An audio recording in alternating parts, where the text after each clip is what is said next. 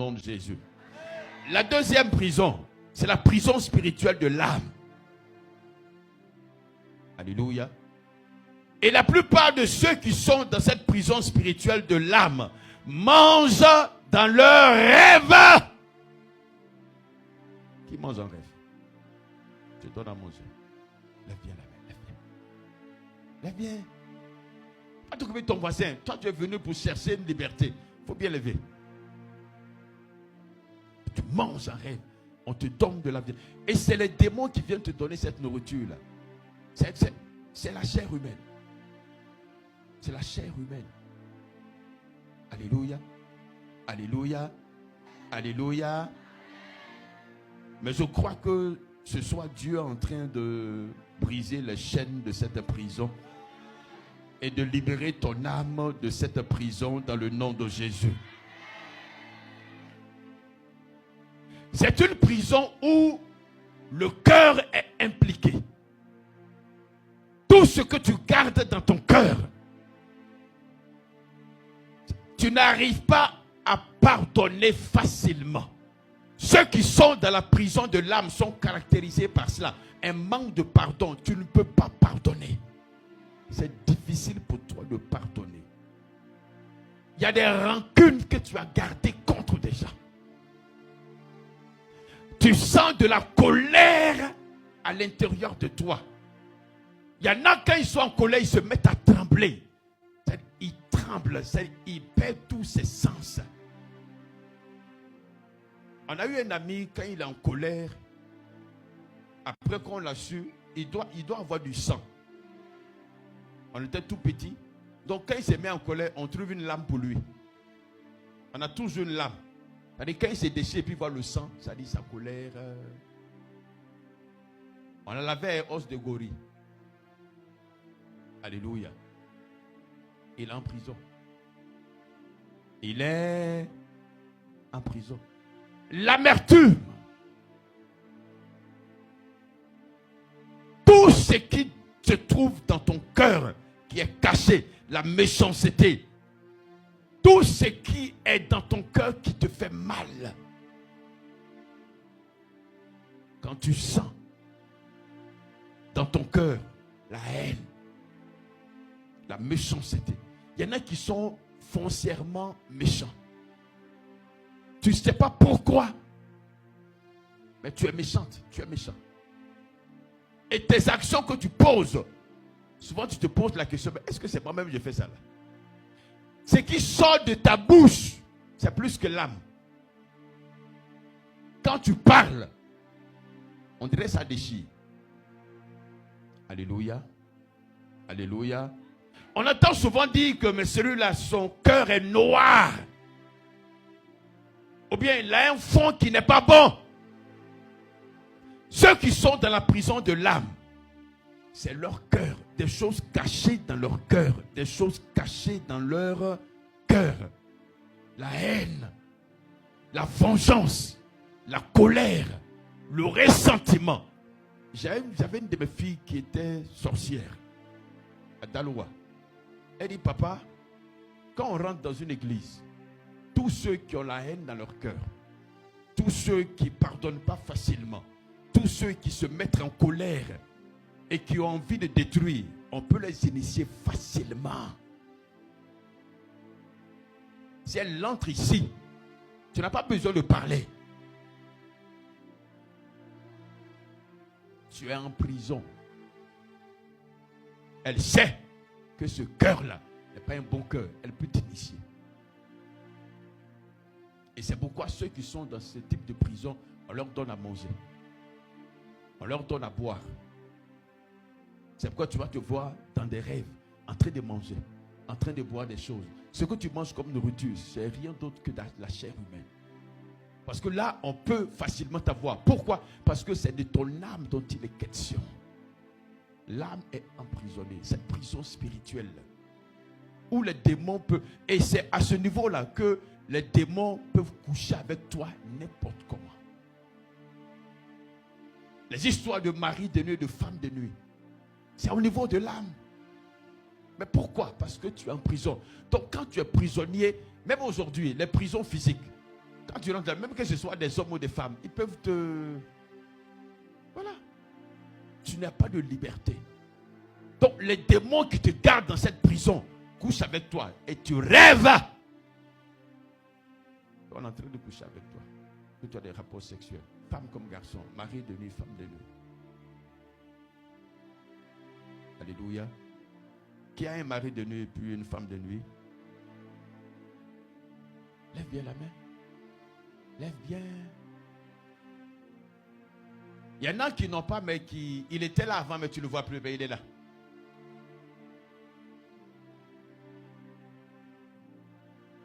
Alléluia. Il ne se manifeste plus, mais il est là. Il y en a, tu sens des brûlures, ou bien quand tu te réveilles, quand tu te laves, c'est là que tu sens des brûlures sur ton corps. Comme si on t'a griffé. C'est à qui ça arrive? Ça, c'est les maris de nuit là qui font ça. J'ai reçu une dame comme ça, jolie, on dirait mangue. Jolie, on dirait mangue. Son œil est cassé, elle porte des lunettes fumées. Elle a des écharpes à chaque fois sur son cou. Donc elle est venue me voir. Elle dit, mais pourquoi il fait chaud en Afrique, toi tu portes des écharpes. Tu viens de la France ou bien quoi? Et dès qu'elle a enlevé ça, j'ai vu, elle est très claire, métisse. C'est-à-dire, bon, comme pour nous, c'est pas bleu. Pour elle, ça peut être bleu. Pour toi, là, c'est noir. Voilà, il y avait des traces. Elle a enlevé ses lunettes, son œil est cassé. Bon, elle dit, elle va me montrer tout. Donc elle a soulevé, elle dit, ah, je suis là, pourquoi? Qu'est-ce que tu as fait? Cuisse là, c'est-à-dire tout est griffé. Elle a un mari de nuit. Quand il vient et qu'elle refuse, c'est le mari de nuit qui a cassé son œil. Il dit, si lui ne l'a pas comme femme, aucun homme ne va la voir. Son âme était en prison. Et je crois que je vais vous raconter l'histoire ici. Cette soeur pour qui on a prié et qui... Tous ceux qui étaient venus lui faire des avances sont partis puis ils ne sont plus jamais revenus. Ceux qui sont venus il y a 1 mois, il y a 2 ans, il y a 3 ans, il y a 5 ans. Et au cours d'un programme comme celui-là, ils ont prié pour elle. Elle a été délivrée. Elle fait un songe. Et dans le songe, tous les prétendants qui sont venus lui dire, en termes, on va te marier, étaient tous en prison dans l'eau. Elle dit, pendant qu'elle faisait le songe, il y a une main qui est rentrée dans l'eau, qui a brisé les verrous de la prison et qui a sorti ces hommes-là. Et la semaine qui a suivi, ils se sont alignés pour nous dire, on fait la dot et puis on fait le mariage. Donc à elle de choisir le plus drôle, le plus riche, le plus spirituel ou le plus beau. Mais qui les a mis en prison? Son mari de nuit. Tu viens draguer sa femme. Tu lui dis que tu l'aimes. Il met ton âme en prison. Les gens sont sur terre, ils vivent sur terre. Ils sont dans des occupations, dans des services et tout le reste. Mais c'est des prisonniers. Et c'est le jour qu'on a délivré la sœur qui sont sortis de la prison. Dis à ton voisin, ton âme est où? Maintenant, pose-toi toi-même la question. Mon âme est où? Et si tu es chrétien, que tu es dans la prison de l'âme, il te sera difficile de te repentir facilement. Difficile de te repentir. Parce que tu ne crois pas que ce que tu as fait là, c'est un péché. Ou pour te repentir, c'est tout un problème.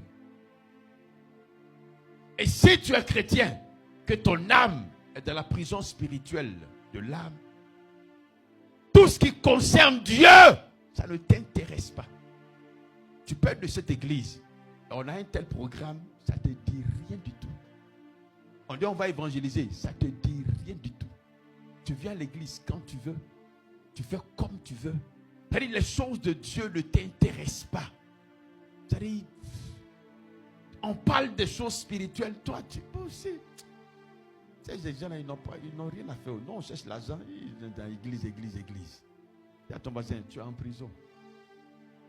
Tu dis encore, ton âme est emprisonnée. Et là, le diable fait de toi, il t'agresse sexuellement, il t'agresse. Et quand ton âme est dans ce type de prison, tes finances, tout investissement que tu fais finit par tomber. Parce que ce que tu reçois ne t'appartient pas. Tu travailles pour eux. C'est comme ça dans la sorcellerie. Tout ce que tu investis, tu payes crédit des gens. J'avais une de mes filles qui avait une boutique. Elle rompit la boutique. On achète toute la marchandise dans la boutique.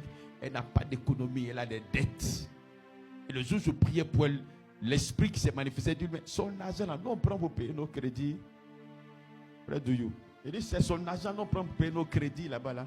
Donc elle travaille pour nous. Ton âme est en prison. C'est quand ton âme se libère de la prison que tu commences à te rendre compte. Mais attends, on est au-dessus.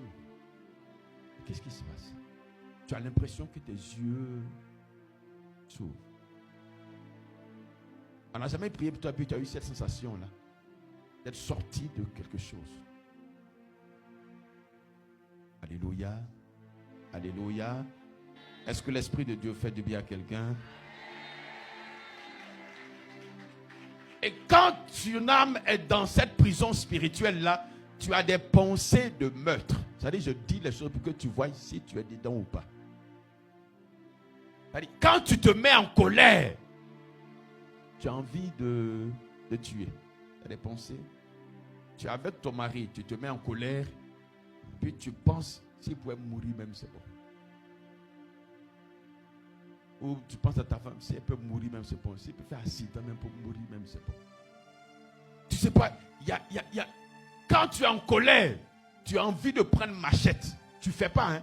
Mais tu as envie de prendre une machette ou un couteau ou un fusil ou quelque chose pour casser la tête de la personne. Ça te vient dans l'esprit. Ça te hante. Ce n'est pas que tu es chrétien que tu ne fais pas. Mais quand tu es en colère, tu as envie de faire quelque chose. C'est à qui ça arrive? Lève bien la main.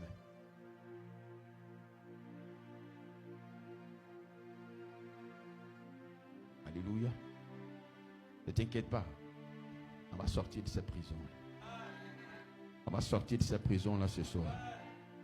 On va sortir de cette prison spirituelle là ce soir.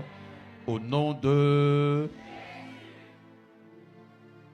C'est des choses qui sont réelles. C'est pourquoi je le dis et puis tu te retrouves dedans. Tu es ici avec nous. Tu es ici avec moi. Mais ton âme, dans le deuxième ciel, est emprisonnée. Il y a les démons qui font de toi ce qu'ils veulent. Tu dors, tu te réveilles. Je suis fatigué comme ça. Là. Ah, je suis fatigué. C'est quoi ça là? Tu as des courbatures partout. On dirait que tu n'as pas dormi. C'est à qui ça arrive? Wow. Il y avait un petit sorcier dans mon église avec qui je m'amusais. Il dit, tonton, eux là, ils se lèvent et puis ils sont fatigués là. On les prend, on fait chevalier. Ah, il est sur toi. Il va à la Korogo. Yobougon Korogo. Puis il revient. Et puis il te dépose ton âme. Tu te lèves le matin. Pourquoi je suis fatigué comme ça? On dirait que je n'ai pas dormi. Dis à ton voisin, cette prison-là, je sors. Oh, je sors. Je ne dis plus là-bas, je sors. Au nom de... Quelle histoire? Ton dos, ce n'est pas la monture de quelqu'un? Dis, je refuse d'être la monture d'un sorcier. Je refuse d'être la monture d'un démon. Et dans cette prison spirituelle de l'âme, il y a un esprit de main sèche. Un esprit de stagnation. Et puis, ta santé est très fragile. Parce que là-bas, ils peuvent t'injecter tout ce qu'ils veulent. Toutes les maladies. Rhumatisme, hémorroïdes, diabète, VIH. Ils t'injectent. Tu es en prison. Ils doivent, on maltraite les prisonniers. Souvent, quelqu'un se lève et vient les chicoter. on te chicote tout le temps. On te chicote, on te maltraite. Tu te réveilles, tu ne sais pas pourquoi, mais tout ton corps te fait mal. Ou tu as des maladies qui se promènent dans ton corps, tu ne comprends rien. Ton âme est en prison. Voilà ton âme, dis-lui, ce soir-là, il faut t'arranger, tu vas sortir. Mais qu'est-ce qu'on fait quand on est dans la prison de l'âme? Psaume 107, verset 6, il dit ceci. Dans leur détresse, ils crièrent à l'Éternel et il les délivra de leurs angoisses. Fils, il faut prendre Psaume 116, verset 3 à 4. Le psaume 50, verset 15 dit ceci. Invoque-moi au jour de la détresse. Je te délivrerai et tu me glorifieras. Jérémie 33, verset 3 dit ceci. Invoque-moi et je te répondrai. Je t'annoncerai des grandes choses, des choses cachées que tu ne connais pas. Ces prisons cachées là, Dieu va te les révéler. Parce qu'il y a les songes que tu fais et puis tu te trouves dans des scènes. Dieu te dit, mon fils, ma fille, voilà ce dans lequel tu es. Ce n'est pas un rêve, c'est une réalité. C'est ce que ton âme vit. Donc quand tu te lèves d'un tel rêve, tu n'appelles pas ton pasteur pour dire, ah papa, j'ai fait rêve. Mais toi, si tu veux, commence à jeûner et réclame ta liberté. Détruis cette prison-là.